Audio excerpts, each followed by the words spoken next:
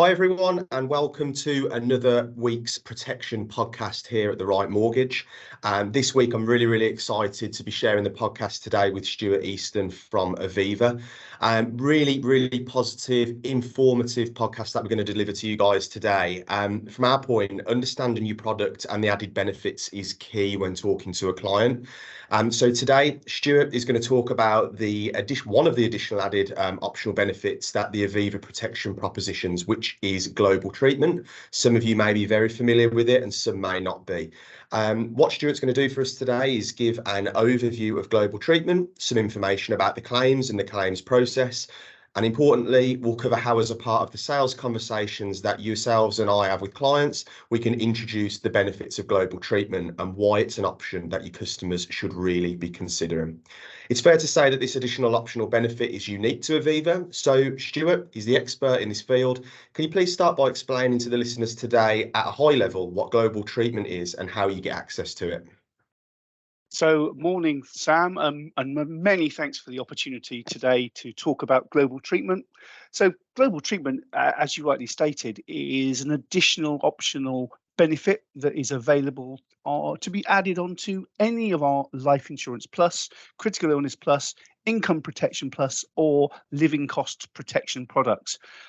The service itself is actually provided by one of our partners, the Further Group. But global treatment, if we look at it at a high level, it provides access to treatment options outside of the United Kingdom. It effectively provides choice and I suppose can complement NHS or private treatment in the UK for both policyholders and their eligible children in the event that they are diagnosed with a defined serious illness. So global treatment effectively provides additional support for overseas treatment in that moment of crisis. Brilliant. Thanks, Stuart. So I think initially, just off the back of that first question, we can all agree how much of an important benefit this can be and how it should be offered to your clients. So my next question, Stuart, for yourselves at Aviva is, does the global treatment have to be added to a specific product or can the advisor choose? Essentially, Sam, the global treatment can be added to whichever eligible product the advisor might want to choose. However, what I would say, if it's added as part of an overall menu plan, then what I would recommend is that the global treatment be added to either the life only or the income protection policy, as obviously the critical illness policy ends with a claimable event. Now, in those sort of instances, global treatment would obviously be accessible for a further 3 years after the diagnosis date. Obviously, then the policy then closes. We obviously, from a value perspective, we've obviously looked at global treatment. We've looked at it to prove that it provides good value for customers. But obviously, you and your advisors can help maintain that by ensuring that customers know how and when they're able to use the service. But as far as adding it to a specific product, it can be added to whichever eligible product the advisor would like. Brilliant. Thanks for sharing that, Stuart. Especially really interesting to hear about the time after the diagnosis date or the policy being closed.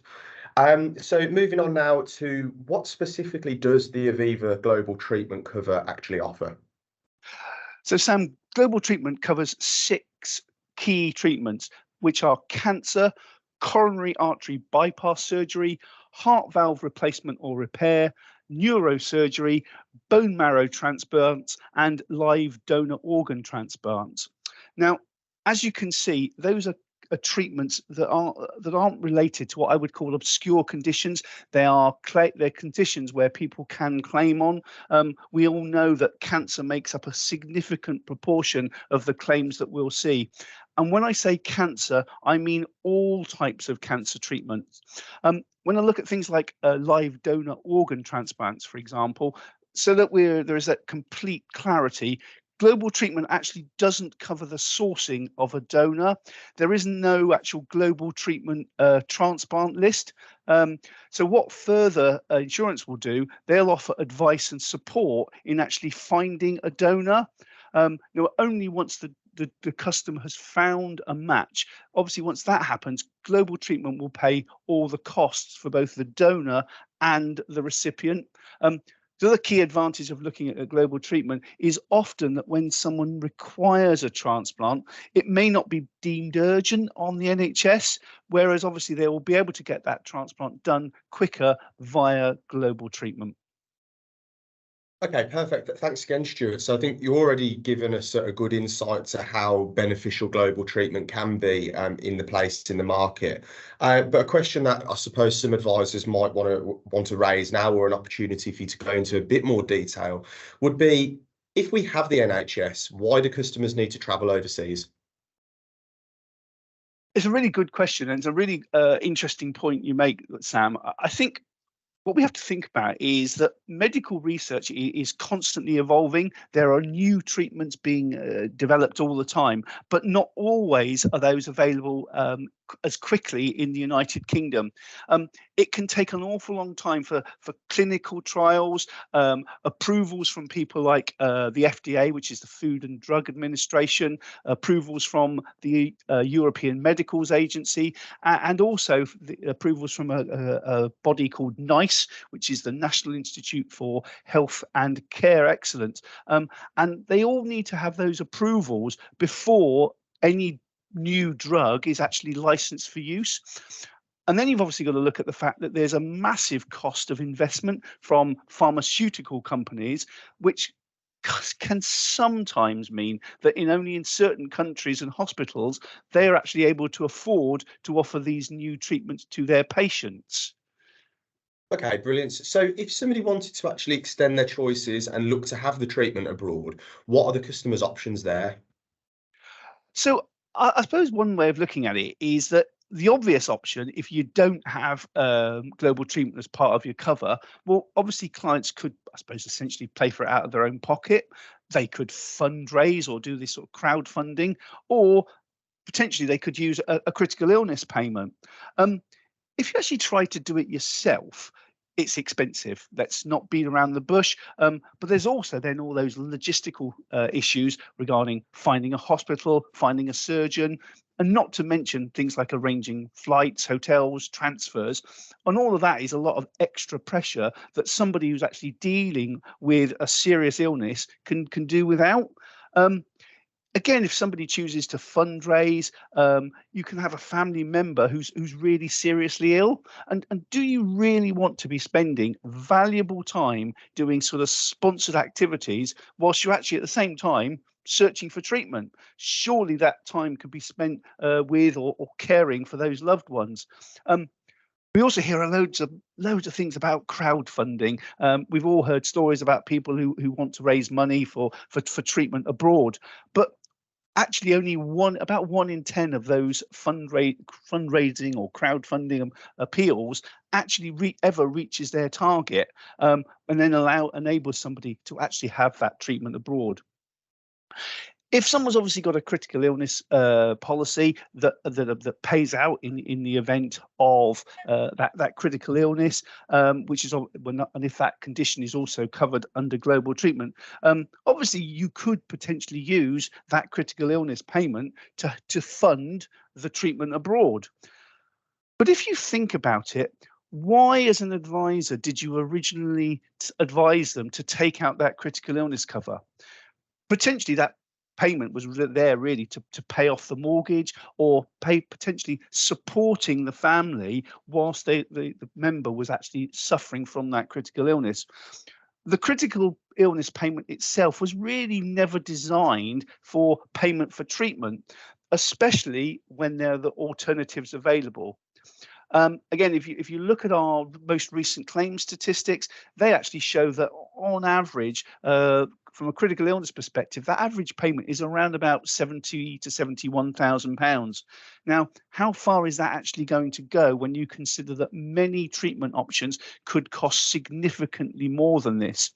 So, in reality, are any of those options really viable when you've got somebody who is suffering from a really serious critical condition? Okay, I think later on during this podcast, I will be asking you about sort of your hints and tips of how to position this with clients. But I feel like already, just from what you've discussed so far, it seems to be really important and very impressive as to what can be done with this added benefit. But for us here, what I really want to know is where global treatment can play a part. Tell me a little bit more about global treatment and what it does. So, as you rightly say, Sam, global treatment is an additional optional benefit that is available on. Can we stop? Sorry. Yeah, give it 5 seconds and I'll re-ask that question. Yep. Thanks, Sam. Sorry about that. No, that's fine. So yeah, thanks again for that, Stuart. I think later on in the podcast, I've got a question around hints and tips of positioning global treatment to your clients, but really personally found that very insightful there, and lots of things to think about when discussing protection in general with clients and the Aviva product. But so this is where global treatment can play a part, okay? So I want you to tell me a little bit more about global treatment and what it does. So thanks, that Sam. So global treatment, as you mentioned, is an additional optional benefit that's available, and one that actually I truly believe that every single customer deserves to know about. Global treatment itself, it doesn't actually just pay for the treatment. It also takes all the stress out of arranging that treatment abroad. So effectively, the date of travel will be booked. A taxi will come and take the customers to an airport where their flight will be ready and already be booked. They can also take a companion with them. And if it's actually a child that's traveling for treatment, then two additional companions are allowed to travel. Then they'll arrive at their treatment destination and be transferred to a hotel. All of the hospital admissions and costs and expenses are taken care of. We also provide £100 daily allowance. That's a cash allowance, and that's actually payable for up to 60 days for the hospitalisation, with a proportion that's paid up front for expenses such as meals and taxis to and from hospitals for the companion and any other sort of incidental expenses. It's a fantastic benefit as the companion themselves. They may not have the funds to eat out on a daily basis for the time that they're actually spending overseas. In addition, once the treatment is actually complete, the clients are then phone home, and if it's actually required, there's up to £50,000 available for any medication that may not be funded by the NHS. Remember, I think with some of these treatments, use of global treatment isn't just a one and done. We've actually had customers who've flown back and forth to the treating country many times for follow-up treatment. So the whole process then starts again, where everything is again taken care of. Perfect. And I think I just want to go back to the start of your answer to that question. And I think the key word really is deserves. We're hearing a lot about consumer duty and how that's going to play such an important role in our advice process. And I think the question we need to ask ourselves is, the client deserves to know about this. Yes, the life insurance, income protection and critical illness, but they deserve to know that this additional benefit really is there for them. So thanks again for that answer. Could you please just confirm, Stuart, the cover limits under global treatment? So Sam, global treatment provides cover for up to £1 million in any 1 year and for £2 million over the life of a policy. I know, we talk about £2 million over the life of a policy, but actually with those cover limits, customers are never, ever likely to exceed the total cover. Also, the other thing to bear in mind is if it's a child that's being treated, then again, each individual child has their own £1 million worth of cover limit per year. Okay, brilliant. And what I want to move on to now as well, hearing about what the global treatment provides in terms of cover value, I would like to actually talk a little bit about claims. So if you don't mind, Stuart, could you just give myself and the listeners some idea of the number of global treatment claims that you're receiving? So Sam, the first thing to mention is obviously global treatment has only been an additional optional benefit since 2015. So the thing to think about is with any long-term insurance book, you're unlikely to receive lots of claims in the first few years. That said, we're now in 2023, and therefore, as such, we're starting to see a lot more claims come through. Now, the numbers might not look, that high.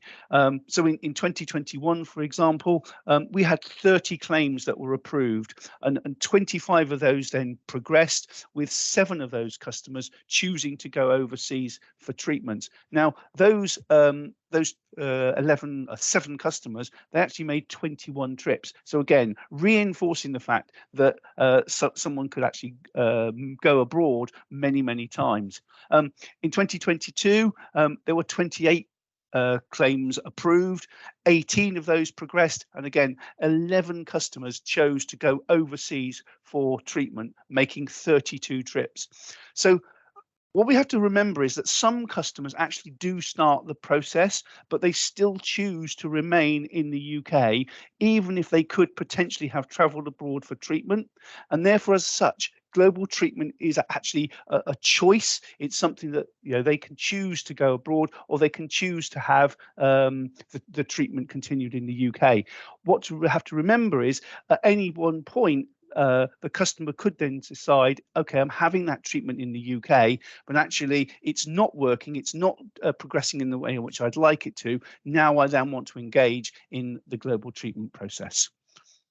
Okay, so we've heard about the fact it's the client's choice. We've heard about the claims. So I think for us all listening, we want to hear a little bit about the costs. So Stuart, if you don't mind, could you please just go into a bit of detail for us about what global treatment would actually likely cost the client?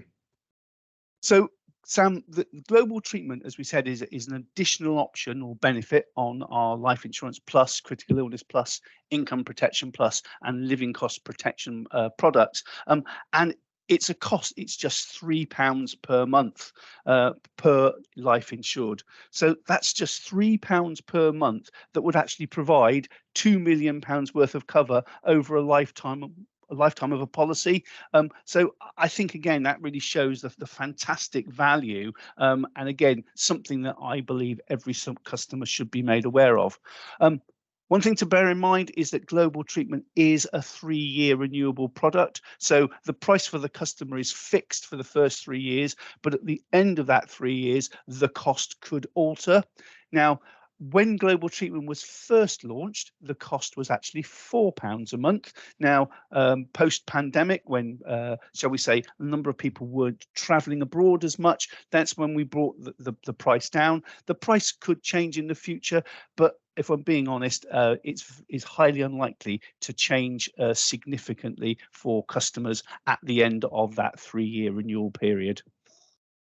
Okay, and I think the term fantastic value probably seems to be a bit of an understatement, really. I think just listening to what you've gone through already, Stuart, it's been so insightful about the global treatment offering. But with that in mind, what I'd really like to hear, it is all very positive, and to slowly finish off the podcast now, I'd just like to put the ball back into your court for our advisors and understand, do you have any helpful tips or hints about how to actually position global treatment in the client conversations? So I think you'll agree that if the worst happens, you're going to want access to the best possible outcome, wherever that might be in the world. And that's what global treatment offers you for just that £3 per month.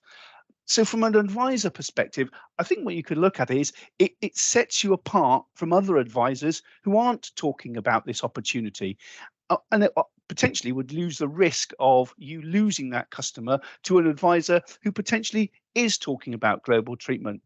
So it would help, I think, as far as I'm concerned, with your overall persistency. But obviously, and you mentioned Consumer Duty, Sam. But with Consumer Duty just around the corner, it really shows that you're engaging in a full conversation with your customers about their total protection needs. So I suppose, how could you introduce this to your customer conversations? Well, you could sort of come to it and with questions such as, would you like to have a choice when it comes to making decisions about your health? Would you like access to treatment for cancer and 5 other types of treatment abroad for you and your children? I would be doing you a disservice if I didn't tell you something unique in the protection market that I believe every one of my customers deserves to know about and consider as an option.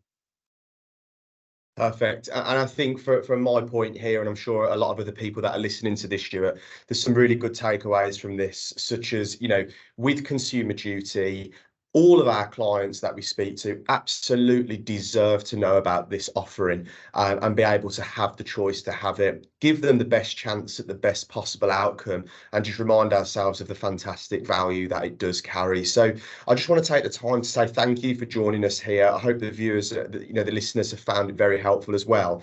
So thank you for your time today. But just before we close things out, is there anything else you'd like to add for the listeners? Just to say, Sam, many thanks for having me today and listening to everything about global treatment. Obviously, if you've got any questions, please do contact your Aviva account manager.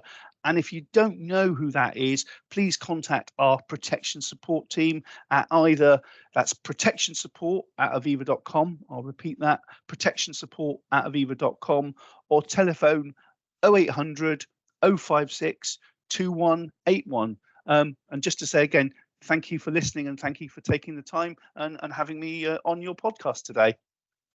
Perfect, Stuart. Thanks a lot. And to all the listeners, I hope you've enjoyed that and found it very insightful. If there is anything that you feel you'd like to hear in upcoming podcasts and shows, please do just give us a bit of feedback. This is all for your benefit as we look to grow into the consumer duty and look after our clients. So brilliant. Hope you've enjoyed, and we'll speak to you all soon.